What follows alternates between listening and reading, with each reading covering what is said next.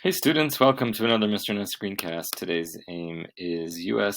influence in Latin America, and here are your objectives. Please pause the video, look these questions over, and get ready to copy some vocab terms and take some notes.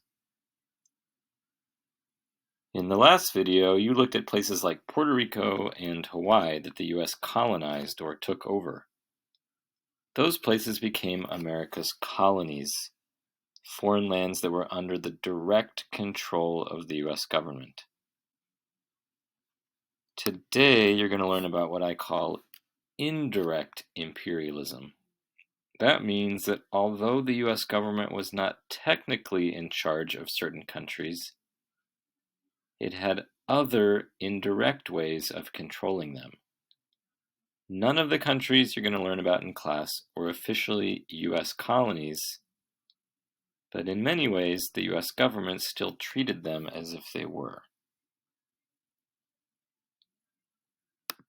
All of the places you're going to learn about in this lesson are in Latin America, because that's the area where the U.S. exercised the most indirect control. Latin America refers to countries in Central America, South America, and the Caribbean. Some places in this region, like Puerto Rico, became colonies of the U.S. after the Spanish-American War. But other countries in Latin America, although they were technically independent, were indirectly controlled by the U.S. Let's go back in time for a moment to 1823. The president of the U.S. at this time was named James Monroe. And in 1823, Monroe gave a speech describing a policy that would become known as the Monroe Doctrine.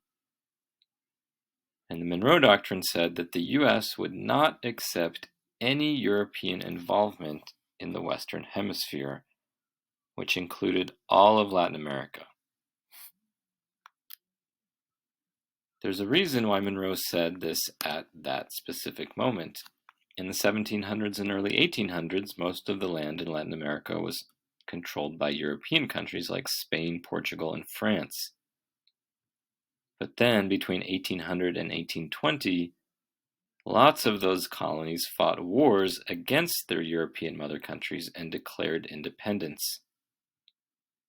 You might have learned about these revolutions in global history and about their leaders like Toussaint Louverture in Haiti and Simón Bolívar in Venezuela.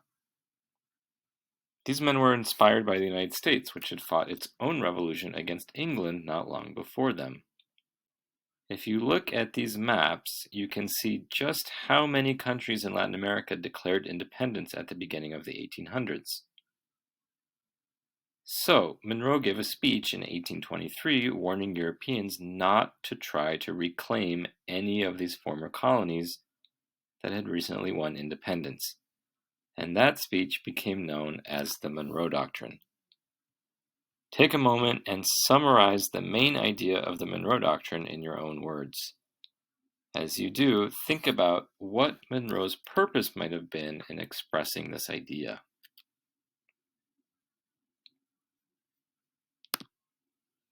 At the end of the 1800s, the U.S. won the Spanish-American War and became a rising world power. As a result, they began to enforce the Monroe Doctrine more than in the past.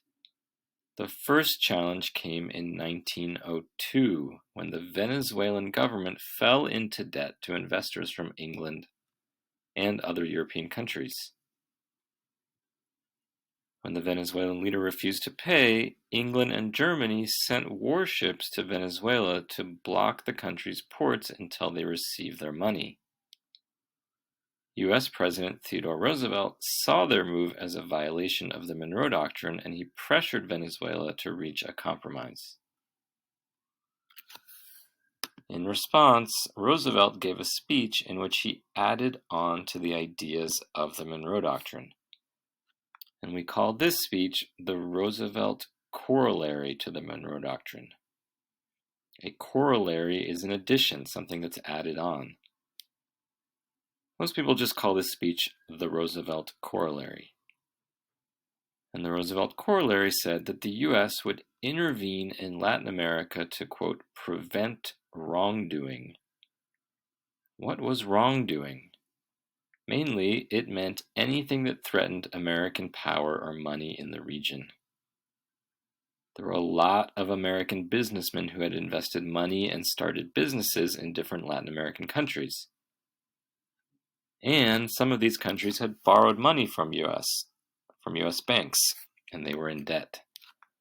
So the Roosevelt Corollary said that the US would intervene or send in its military to keep American property safe and to make sure that countries paid their debts. In other words, the US would act like an international policeman in all of Latin America, using its military to protect its interests. This was a big expansion of US power in the region.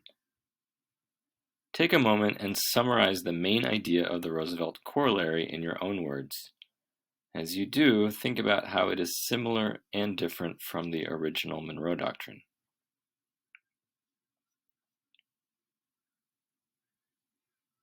Now take a look at this map. It shows all the places in Latin America where the US intervened in the early 1900s.